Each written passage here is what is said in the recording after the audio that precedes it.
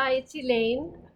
As I promised, we're going to start step one today um, of the 12 steps for adult children of alcoholics. Now, and other family dysfunction. I don't want to forget that. And I have looked over the workbook. I'll show you the workbook.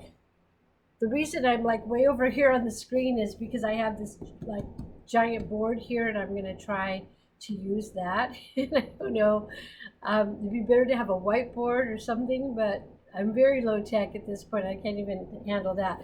So, and that is fine with me.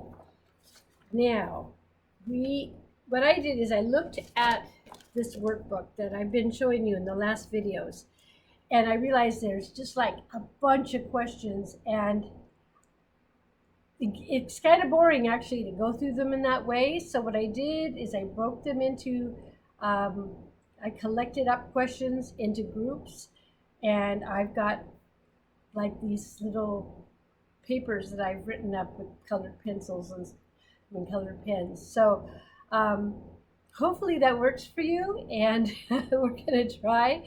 I guess I could go out and purchase a whiteboard or something. I have not been teaching for 7 years, so I don't have all the like great stuff I used to have in the classroom. Okay, I don't need to make excuses, but just so you know how I'm doing this. Okay, so we'll begin. I want to show you step one again, and you can see how low tech. Okay, step one. We admitted, let's move back a bit. We admitted we were powerless over the effects of alcoholism or other family dysfunction, that our lives had become unmanageable. Now, I underlined all the things that, all the questions that are in the workbook basically are around these key words. So, admitted, because we're going to talk about denial. But when we get to the point that we admit, we're already getting better because we made that step. We decided that we admitted, okay, that we were powerless. We're going to talk about the difference between being powerless and helpless today, and it's kind of how it's a good thing because you see the difference between being a child and being an adult. The effects of alcoholism, okay, or other family dysfunction.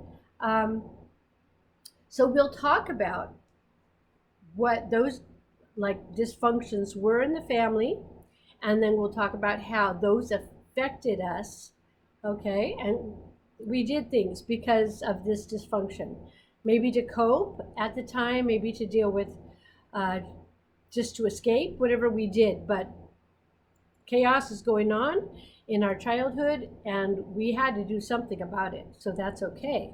But now we're adults, right? And our lives had become unmanageable. So unmanageable is what gets us to this point when we realize that, okay, it's not, well, actually, it isn't just you. It is going to become just you because you have to take responsibility. But it's not, you shouldn't feel bad. It's not entirely your fault.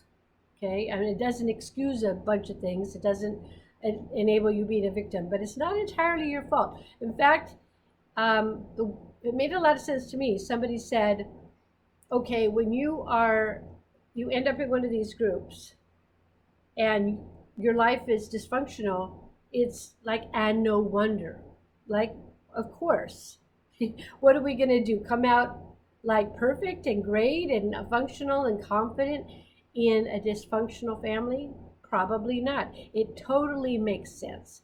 And so the first thing I think we can do, because we have to be gentle with ourselves, is understand that this makes sense. Dysfunction in my life makes sense because of what I went through. Now, again, we want to fix it. We don't want to be the victim, but we get to talk about those things a little bit in this first step, and that's okay. So here we go. This is our first step again.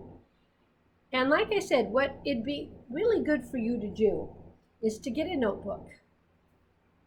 Now, I don't want to tell you how to go about this. Okay, because you could get the workbook yourself and you could just order it, or I still believe you could probably get a PDF version of it or some kind of thing. You could download it as a book. Um, I think you should look into that. But if you have a notebook and you have a pen or pencil, then you can begin to work on this. I think it would be really great if you have the steps in front of you, or just write this down, like pause it right here and write that down. And if you want to, underline the words that I've underlined, because that's exactly what we're going to use to talk about this. We're not going to finish the first step today because this is like the first questions we're going to cover all of what's in here, but then we actually go further in the first step, because it's not a one and done thing, and it's not a simple thing. We really are going to dig like really deep. You're going to look into your family history. You're going to actually look at like spiritual principles that have to do with overcoming this and dealing with this. And eventually we'll be done with step one. I hopefully just 2 days. I mean, I hope so. I'm going to try. But it is really up to you to do all the work on this.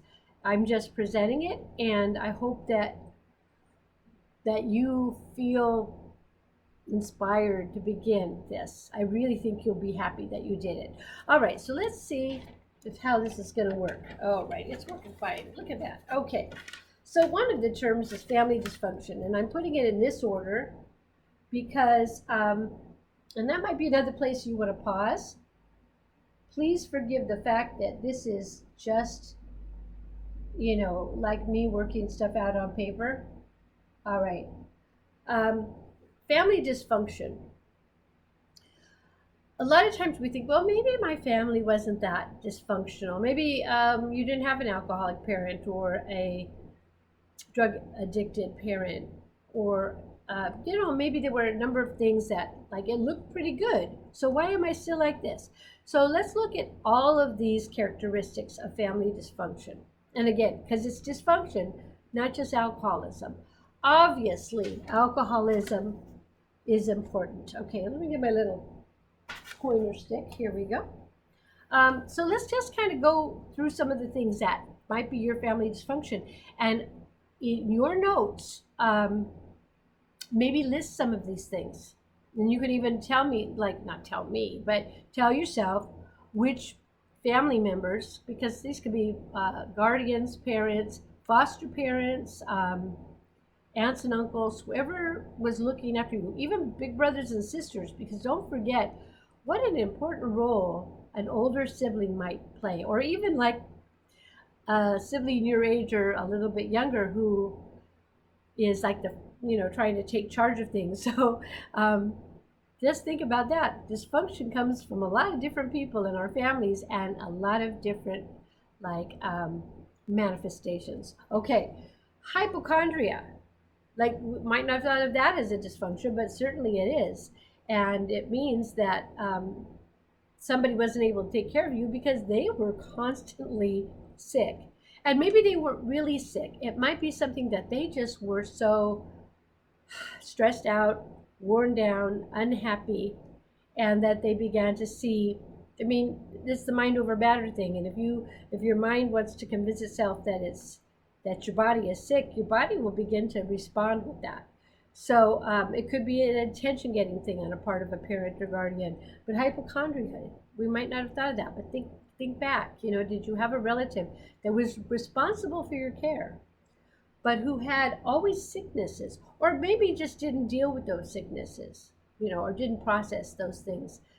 And then we won't want to be too hard on them, but we understand that because we were children, this is the way we were raised. So that is kind of a problem. Okay, militaristic.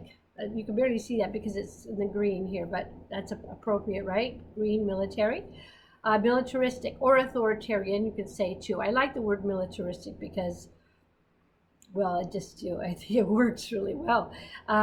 It could even be that family members were in the military and they think the way to raise children is in a militaristic way. But super authoritarian, harsh punishments, not necessarily bordering on physical abuse, but lots of restrictions and rules and shaming and expectations. So that can be a problem.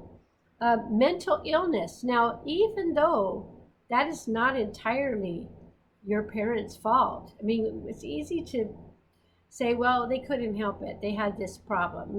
They had mental illness. Well, the thing you need to think about, and they didn't want to be mentally ill. Again, it could be a manifestation of hypochondria, but most of the time, if someone has mental illness, they don't choose to be mentally ill.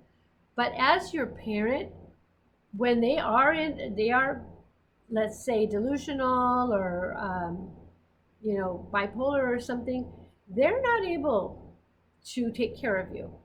And as a child, that affected you, just like as if that person was an alcoholic. So we can count that, even if it was one parent, not the other parent, whatever. That is a biggie. Okay, so mental illness, gambling. It's an addictive behavior. There's so many addictive behaviors, and that is a big one because it's really hard for somebody to cure their gambling addiction. I had no idea, but it really is a big, like, difficult thing, and it affects the whole family. It affects the person is going to be gone more. The person's going to have mood swings because of what depends on if they win or lose. Sometimes everything's going to be great because they win, and then suddenly everything is bad because they lose. It affects the family finances. There's lies and hiding things. So gambling is a big one. Okay, and that kind of connects to, again, it's in green. I didn't realize how that would translate to the screen. Overspending. So sometimes we overspend to feel better, and maybe our parents did that, and then that affected the family finances. But it was just this constant consumerism that went out off the rails, and maybe you couldn't pay bills, couldn't pay utilities, and couldn't pay for your school lunch maybe, and that made life seem very insecure. So overspending is one of those. And I think overeating. We do these things, or our parents did these things too. Our parents do these things to cope in their own way. So when we look later on at our family trees, which is going to be coming up fairly soon, when we look at that, we begin to understand where all this comes from. And it helps us to get to the point to forgive our parents and guardians, even if we feel like there's no way. And that's okay too, because sometimes the abuse was really, really bad. But it almost never happens that your parents are dysfunctional and then their parents weren't. It just doesn't happen as often, right? So just consider that. Okay, there is physical and emotional abuse, and I'm going to just link that with sexual abuse, because there's nothing sexy about sexual abuse. It is physical abuse, but in many ways it's much worse for people who have to endure sexual abuse. That's probably one of the hardest traumas to get over. So physical abuse, all these things, emotional abuse sometimes can be worse than physical abuse. But they usually go hand in hand, don't they? I mean, all these things seem to be connected. And sometimes we adopt those behaviors with our own children. And this is some of the hardest stuff to confront. So however you feel about spanking your kids, and I'm not going to go into that, but I guess that's your choice. But you do have to understand if you are being physically abusive because it's a rage that you can't control and not as much about what the kid needs, right? So it's very important to understand the difference. Okay, we have perfectionism. Kind of goes with that militaristic authoritarian thing. So I don't have room, but perfectionism is what that says right there. That can lead you as a child to feel like you can never please them. You can never please that parent. And maybe you always want to please that parent. And you try to do things to, you might overcompensate. You might try to please them, and nothing you do works. And it is a terrible feeling. It's like being abandoned if somebody is a perfectionist that's taking care of you and you can never make them happy. That's not because they're perfect themselves. It's because, I don't know, they're trying to compensate for where they aren't perfect. And they're unable to also have intimacy with family members, because this is the thing that they use to keep other people isolated from them, or they keep themselves isolated by being perfectionists. Then you never have to look into what they might be suffering. So just keep that in mind, that a lot of this abuse is about hiding one's own feelings and projecting onto others. Okay, love addiction. Oh my goodness. Like I said, I think this is what brings most people to a 12-step group. It's, I don't know how much of it's love and how much of it's just that need for to feel love, but maybe it's not really like real love. And we'll get into those things later because that's too complicated. But love addiction. And let's see if I've covered, there's other things that I have not covered here. Narcotics, codependency. Codependency, it's basically, we'll also deal with that later, but it's basically you go ahead and do the dysfunctional behaviors with somebody else. They allow you to do your stuff, and you allow them. And so you both feel like, okay, because, you know, I'm not as bad as he is, or he's not, you know, I have to let him do it because I do it too, or whatever. Sometimes you become an alcoholic because you live without an alcoholic. And also, it's a boundary problem. It's another thing that we feel like we have to be enmeshed with another person. Okay, and then, so any other obsessive stuff, any other obsessive stuff. I think I meant to say behaviors, I didn't have room. Okay, so there you go, family dysfunction. My suggestion is that in your notebook, go back to the place and pause it wherever you can see all these things and find out who in your family fit each of these. And by family, I mean mom, dad, aunts, uncles, caretakers. Maybe a grandmother raised you, or grandfather, and they might have had whoever was in charge of taking care of you. And at different times of your life, it's different people. So start to make a list of what it was. Now, you know, maybe hide it. Maybe these people are still around and you don't really want them to see that you're pagging on them like, oh, look at, you know, Uncle so-and-so had this problem. But just make a list of people, and then sometimes they have more than one of these family dysfunction traits. Okay?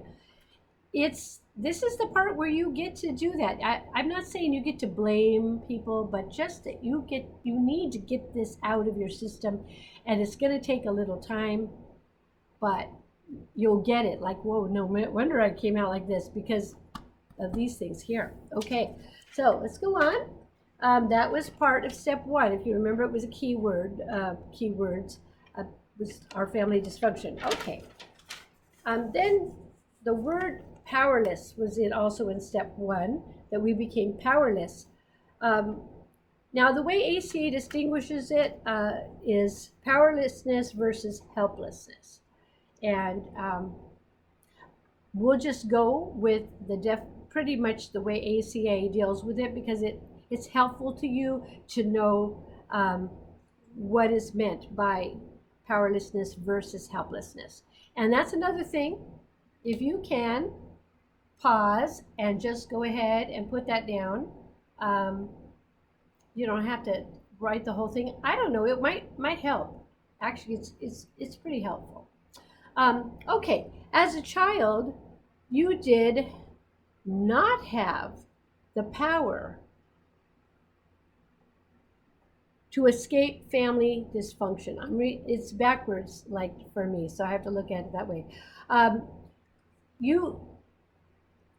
I once had, I'll give you a little anecdote, okay? I'm not going to reveal too much about myself, but I did have, a policeman once told me to get out of my difficult family, that I should run away.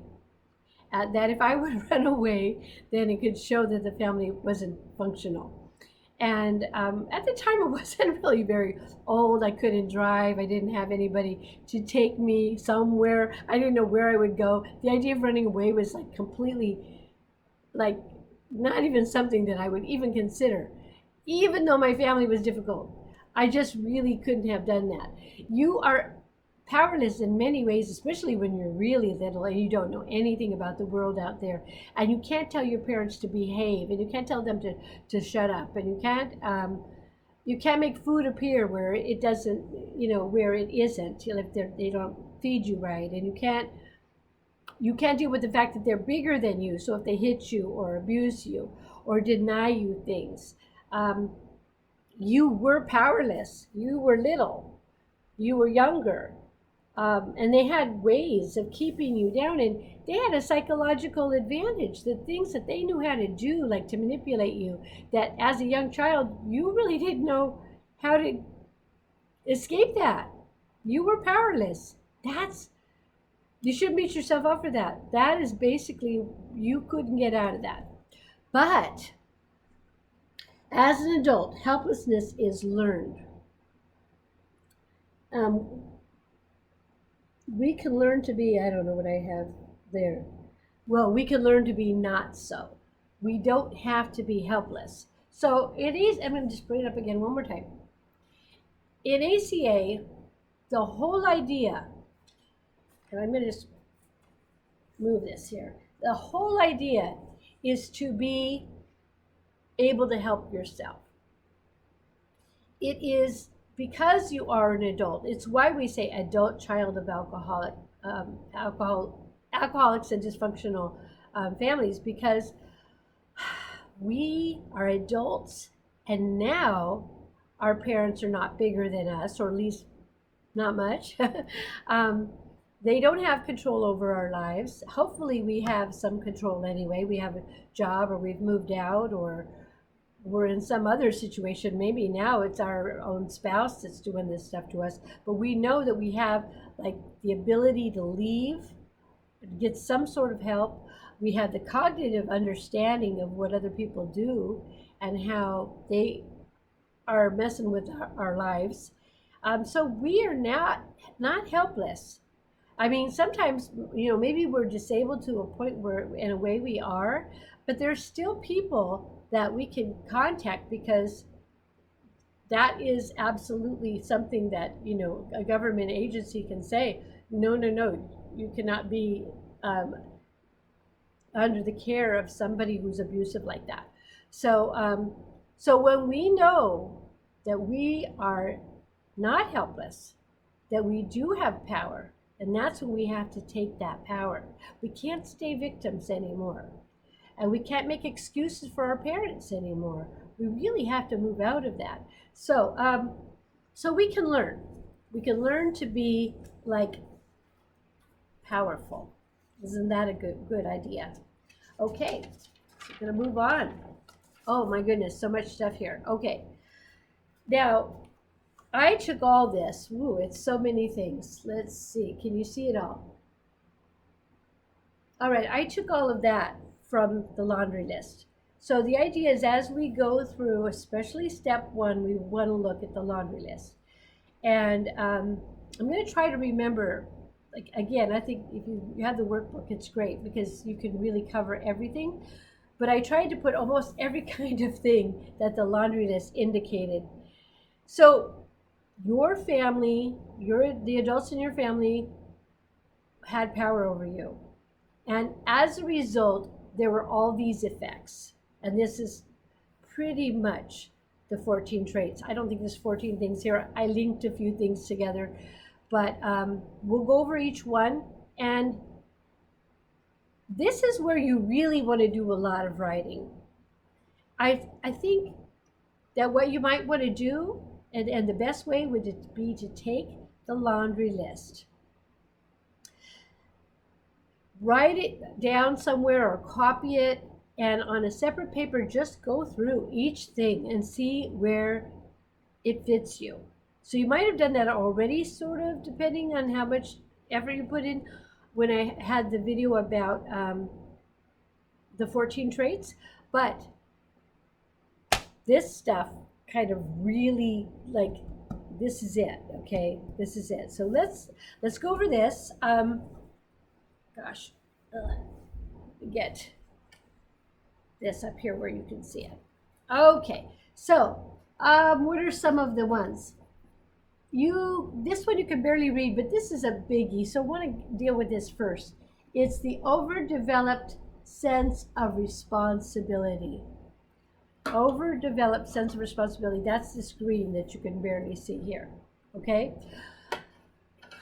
so it depends on what role we took in the family. If we decided to be the hero of the family, or even the rescuer of the family, like trying to help other, like, children in the family escape, or trying to having to feed them, or doing whatever, and the hero is maybe the one that tries to stand up to the family, that is like, that was, in a way, was good. It's good to help. Was good to help your siblings, or hey, responsibility for your parents. Did you have to parent them? Did you have to clean up their messes when they had an alcoholic binge or something that they did as a result of being addicted to drugs? So were you always having to clean up their messes, or were you having to hide things for them, or lie for them, or make up some kind of a story to explain why they did what they did? So you took on, or maybe you just had to, be doing all the cleaning and all the work around the house because your parent was out of it and just couldn't handle that. You had to take care of little siblings, and you were really too young to be a parent. So I think that really covers a lot, the overdeveloped sense of responsibility. But you might have been that kid that was the lost child, and you felt isolated and fearful, and you were fearful especially of criticism, which is why you had to hide. You were just afraid of all the fallout from the dysfunction of your parents, and that carries over into your adult life. Then you think, well, you know what, it's just easier to be alone, or just easier not to participate and stand back because I might get hurt, or I might get criticized, or I might fail at it, or something. So this might be a different response, and it doesn't mean that you can't do both at times. You might have that overdeveloped sense of responsibility, but you might revert to feeling isolated and fearful of others. So no, we can't be a hero every day. We might, this is really small, but this was mine, okay, judge ourselves. We judge ourselves harshly. If we had those militaristic and perfectionistic parents, we might really, like, judge ourselves, oh, look at me, I did that stupid thing again, and you just beat yourself up, and you can't just let it go, because, well, as a kid you didn't get to let it go, because every single day, right, every single day you were told what a loser you were, what a wimp you were, how got to act like a man. You're not acting like, or be more, be more polite, or whatever it was. Okay, I'm actually getting, like, worked up going through this. So as you go through it, it's okay if you feel like, oh, yes, that's me. Okay, we choose other dysfunctional people, and it kind of leads into that codependency. And we're always seeking people that are going to abandon us anyway, but we're terrified of abandonment at the same time. I mean, isn't that crazy? Like, we don't want to be abandoned by people that we're terrified of being abandoned by. I mean, that doesn't make sense, but that happens, right? We get in relationships where, oh my God, they might leave at any time. So, or they're always going to stay with us because we have a deal, like codependency. Okay, I have another little thing over there about it. We confuse love and pity. So we tend to love people that we can pity. And think about that. Do you rescue people?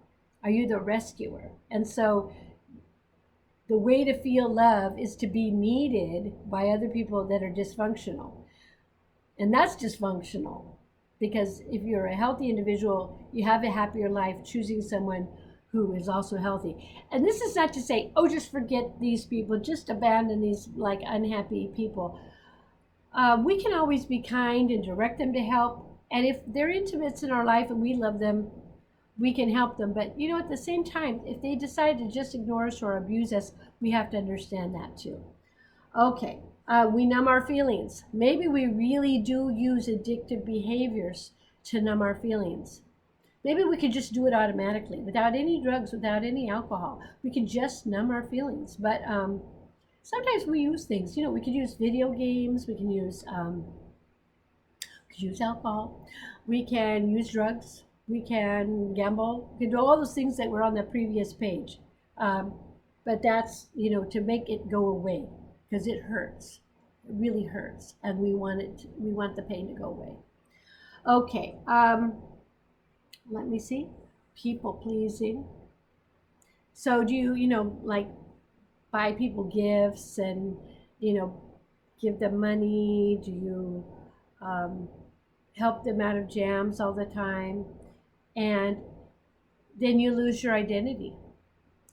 Because it's like, we're going to talk about boundaries. That's going to be the next sheet here. It's really big because that is something we don't understand. We don't understand boundaries. Again, don't beat yourself up over it. You're going to learn it. You're going to learn about boundaries. So, or we become victims. We tell everybody our problems. We try to get people to pity us. We can try to get other people to care about us. We tell our sad stories. We need people to talk to. It kind of validates us a little bit if we can have somebody listen. But a lot of people are not really good about that. And that's why people go to therapists and stuff now. And then, sometimes therapists, I've had good ones and I've had like really bad ones. You really have to choose those carefully too. Your life is going to be now that you started these steps about choosing what's good for you. Try to listen to your inner voice that says, is this good for you? And look for, people that you can trust and understand their boundaries though. Okay, para-alcoholics, para-alcoholism. I think we sort of talked about that. It just kind of means that, we don't even have to be alcoholics, but we can have some of the same behaviors as alcoholics. Addicted to excitement. I mean, this is like all kinds of thrill-seeking behavior, some of which is legitimized in the media. Like, you see people doing parkour, or I don't know if I said that right. And like Evel Knievel style, like at motorcycles and things over like 12 cars. We might hurt ourselves. We might actually physically hurt ourselves on purpose. We might make suicide attempts. Sometimes these things are pleasures in a weird kind of way. Some of it's okay. Like you like to surf in the most dangerous place and you're good at it and you accept the risks, okay? And, you might like driving fast cars and stuff, but you just need to understand, is this something that I'm doing to feel emotion? Because maybe what you normally do is you numb your feelings, but you use the excitement to feel something. Okay, it's so ironic, the things that we do, because we need to get rid of our whatever the stress and tension. We do the excitement, but at the same time with real people, we're numbing our feelings. Okay, and finally, this one I like. I have certain things I really like. We become reactors, not actors. So being an actor means you make a decision to do something. And hopefully that's a good thing, a decision to make a good choice. But what we tend to do is react to things. And I'll talk about that more, but it's like, it's in the media. You just have to watch TV and you see people reacting to other people constantly. And we think it's funny and we laugh at it. I don't find it funny. I have briefly watched some reality shows and said, oh, that's kind of funny. But after a while, I get this sick feeling like, oh, like is this how people think they should act? Or should we really laugh at dysfunction like that? Anyway, that's just my opinion. Um, so if you have the laundry list, basically this is the stuff. And one more thing. We get guilty feelings when we stick up for ourselves. So when we do finally say, I've had it, I don't want you to treat me like that, and then we immediately retract it like, oh, well, I mean, I'm sorry. I didn't mean to offend you or anything. It's like, no, but you were sticking up for yourself. Yeah, of course, we can also feel scared, sticking up for ourselves. But let's say it's not that kind of relationship, like where they're going to, haul off and hit you, but you're just trying to stick up for yourself. And then you immediately like revert to guilt, you know? It's a time when we have to decide, should I get out of that relationship? Is that person going to, like, if I stick up for myself, is that person going to respect that? It's important to know. Okay, I don't know how long we're going on, but I really want to talk about this today. A word about boundaries. This is a nice little visual. Here's you, and here's others. It does look a little bit lonely, doesn't it? Here you are, and here are others. They're separate from you, though. They really are. Other people are not you. And we have to figure out where we end and where others begin. And this is difficult in recovery because what we want to do, well, we want other people in our life. We want comfort.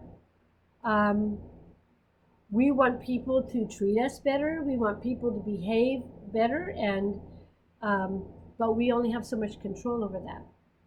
And so when we have that overdeveloped personal responsibility, the way that we cross the boundaries of other people is we do things for them.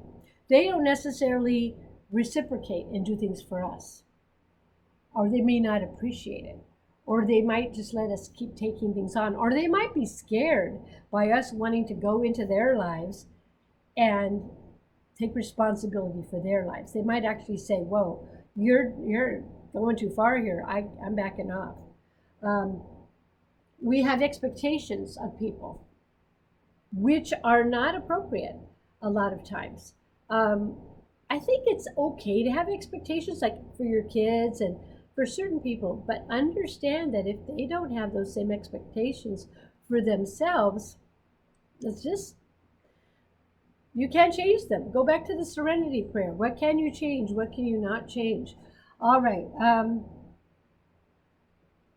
So other people have their lives. So where do other people begin? Well, they have their own lives. They're responsible for their own behavior. Again, go back to the serenity prayer and look, what can you change and what can you not change? That's very important. When you trust somebody, then you can have intimacy. There is the ability to go back and forth. Somebody that you really trust, that you really love, that you really have that kind of relationship with, perhaps can cross your boundaries and help you and be kind to you and listen to your stories. And you can do the same with somebody else. But that is a great big task. That is like the end result of all these 12 steps. You honestly have to honor people's boundaries, and you have to say, hey, you're crossing my boundary, because others will go into your space and try to tell you and try to get you to do things. And, or ask you, for instance, I said, like a parent might ask you to cover for them or lie for them. That is crossing a boundary, okay? Actually, anybody does anything physical to you that they're not allowed to do, that's crossing a boundary. So it is both saying, you can't cross my boundary, and saying, oops, I don't want to cross your boundary. Do you want help? Yes, you do. But I'm going to say that this recovery, this emotional sobriety, it is your job alone. You get a sponsor, you get a non-biased, but somebody that is not involved maybe personally with your family or your life, if you can, or just a friend that's, again, I can't stress this enough, if you can find a friend who you could agree to kind of go through recovery together, that's not bad, but understand they might drop out of it. They might not be as committed as you are. So again, don't have expectations too much. It's part of the learning. So maybe it is good to find a partner to work the steps with, because um, you'll learn together what boundaries are. Okay, but I'm not recommending. If you can find a sponsor, it's probably better. Okay, whatever you need to do. Alrighty. Okay, it says your life has become unmanageable. I think that's like the main point of step one. And you have found life, you just can't do it anymore. And actually, we've talked about so many of these things already.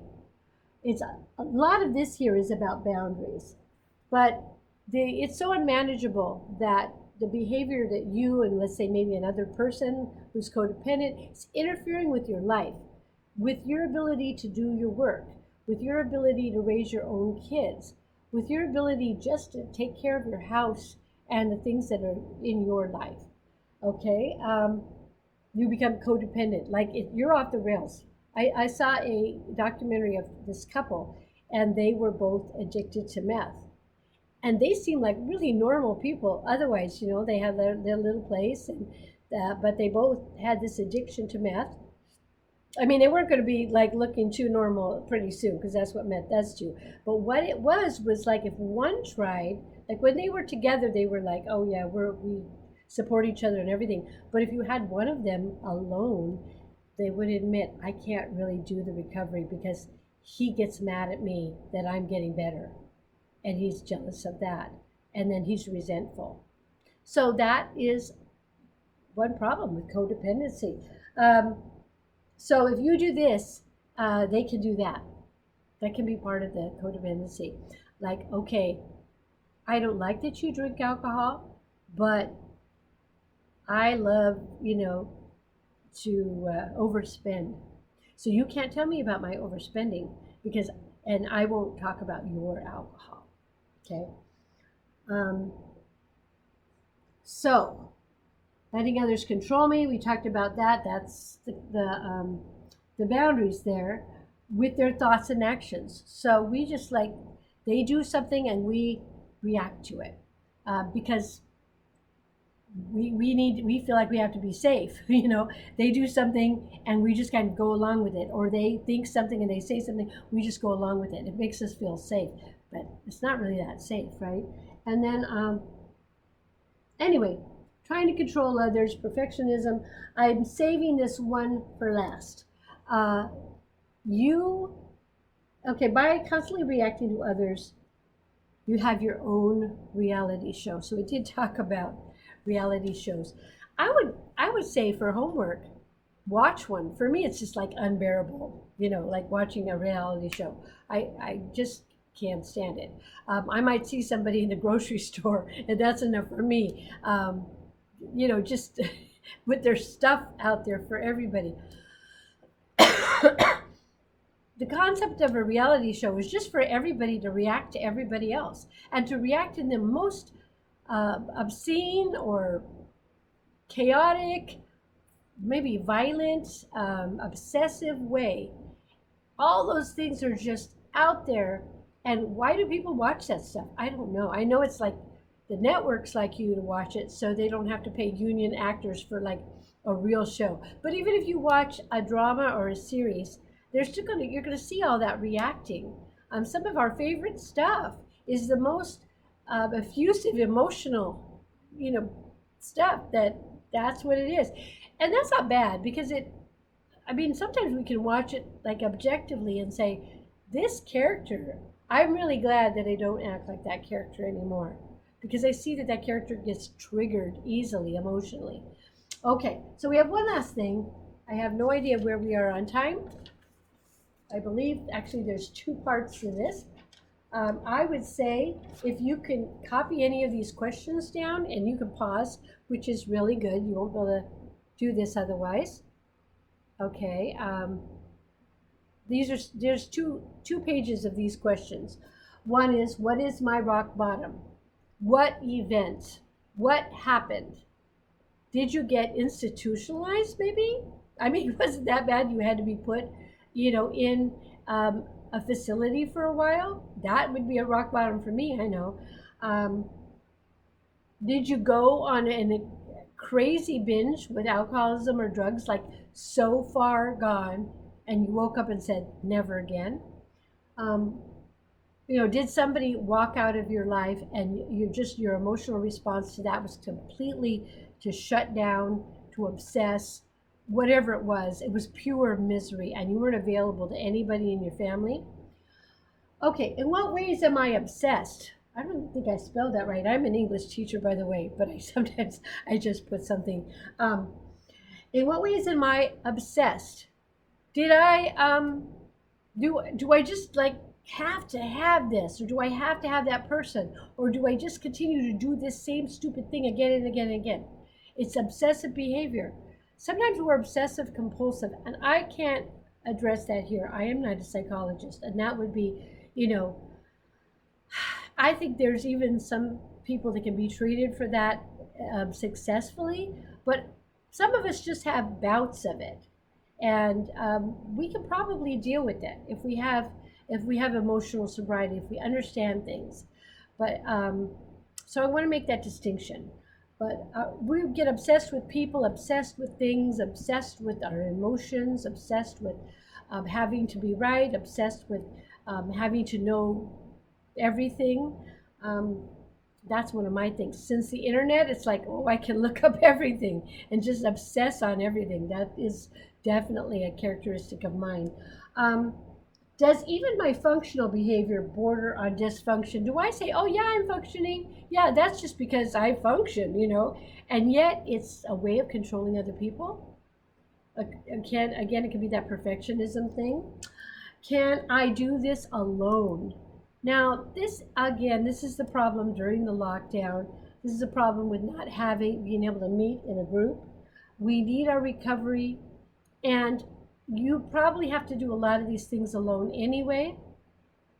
It will keep you busy. So if you are in a state of dysfunction and stress and crazy making, doing this work does kind of get you busy, and it gets you busy with the things you're obsessed with. So, and maybe it might be okay to do a lot of this alone, but at some point you've got to reach out. Could be an online group, but you have to reach out.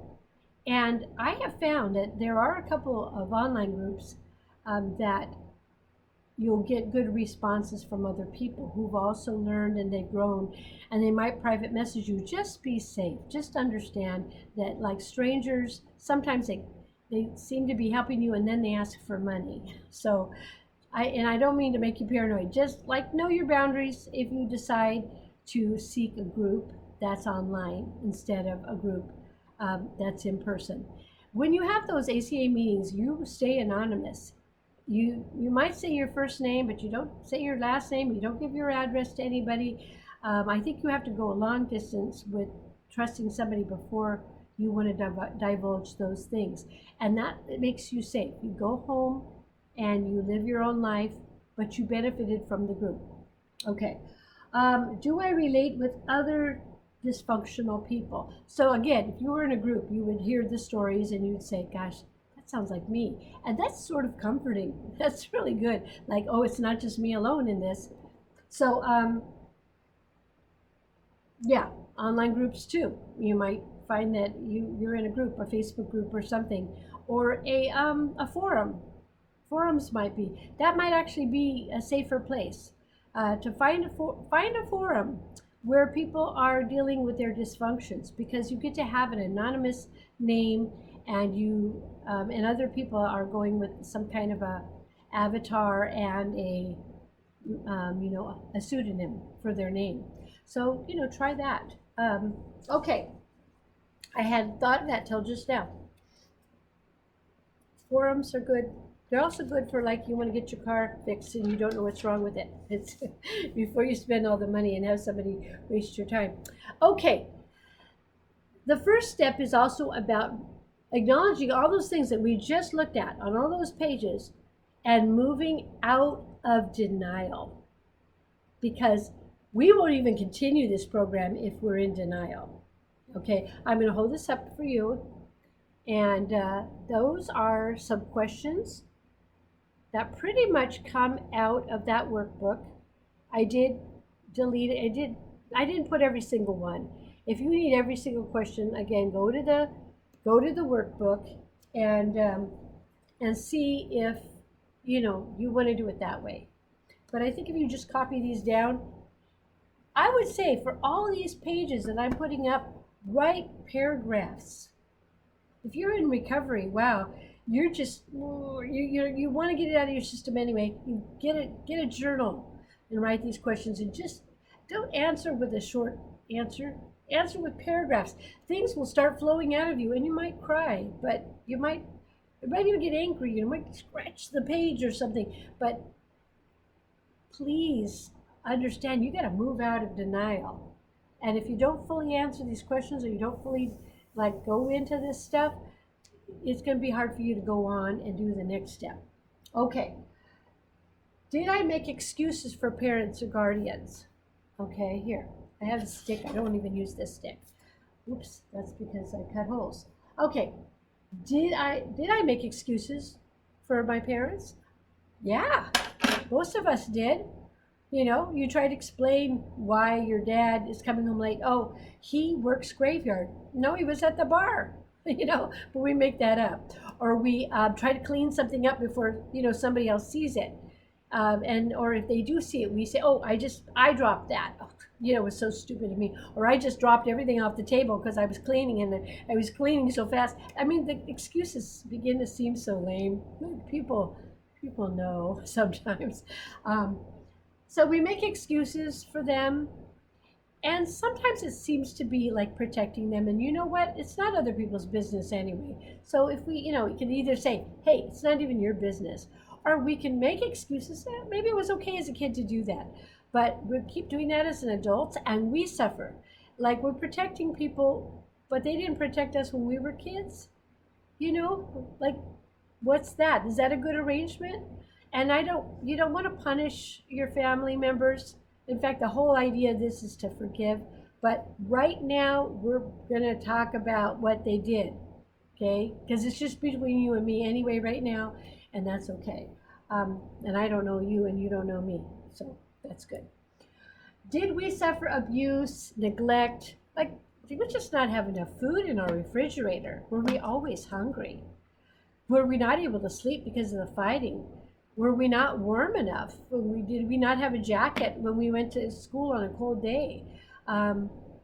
Maybe we were even homeless. I didn't even address the fact that maybe you grew up in a family where you were frequently homeless.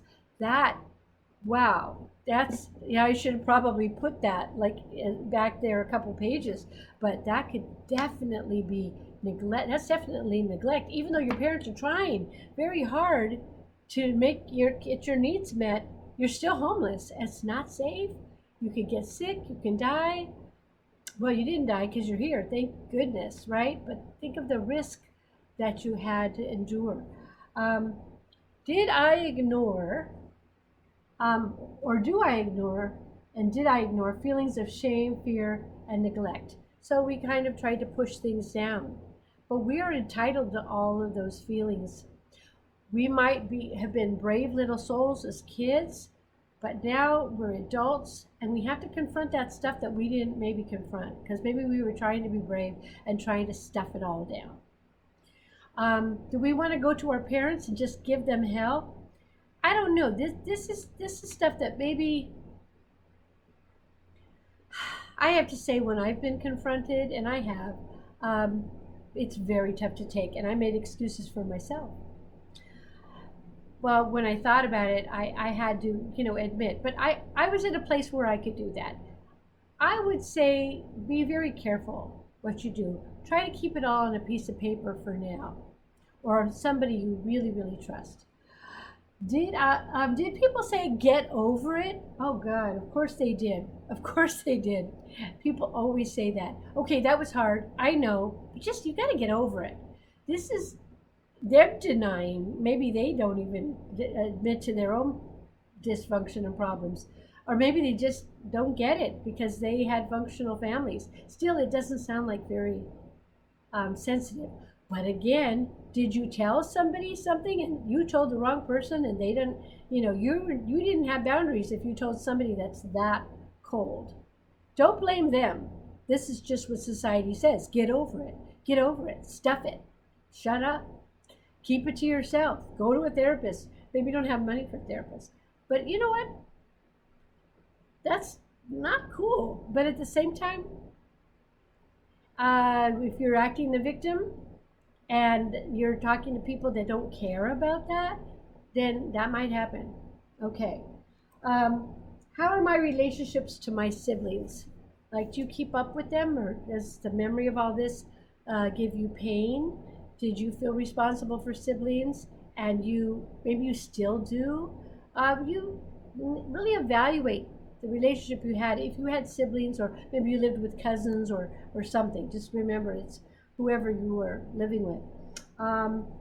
Did I monitor? This is again in green, which doesn't show up very well. Did I monitor my parents' moods? Because we become overly sensitive and we begin to watch, especially when we were kids. Oh, is this going to be happy mom or raging mom? Is this going to be alcoholic dad or sober, friendly, fun dad? Which one? Is it going to be crying and misery, or is this going to be, hey, let's go to the park and play? You have to, and because your parents are unpredictable, you're always watching, because you have to kind of put up your defenses or hide or do some sort of run interference for them. Okay, let me see if we've covered everything. Obviously, did we suffer abuse and neglect? I think we covered that. But we need to be honest with ourselves. So, yeah, that's it. That would it's probably a long video. But denial is where we cannot be, because we have to move on with this program. And this program requires us to admit to ourselves that our lives had become unmanageable and that we felt powerless over family dysfunction. And as much as we want to deny it, and as much as we want to protect others, and as much as we want to stuff our feelings and all this stuff, it won't work for this program. And if you want to keep things private, then you have your old friend, your notebook. Put it under your mattress or something and just write that stuff down. I was thinking you could take a stuffed animal or a doll baby or something and sit it in a chair and pretend that that's like somebody you're talking to about all of this, if it helps you feel better. Or you can do like I'm doing, make a video of it. Maybe just don't put it on YouTube, okay, because it's personal stuff. But yeah, so, and we're not done with step one. We're going to have to do another. I'm looking at this. Oh my God, it's got an hour. Step one is going to need another video.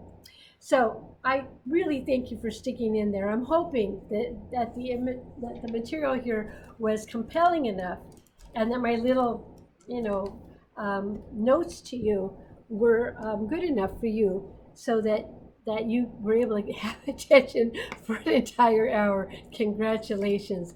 And do work on that maybe before we get to, I'm going to say this is part A. So part B will be the next part, and we're going to actually do our little family tree thing too, and our spiritual principles, and there's probably a little bit of other stuff.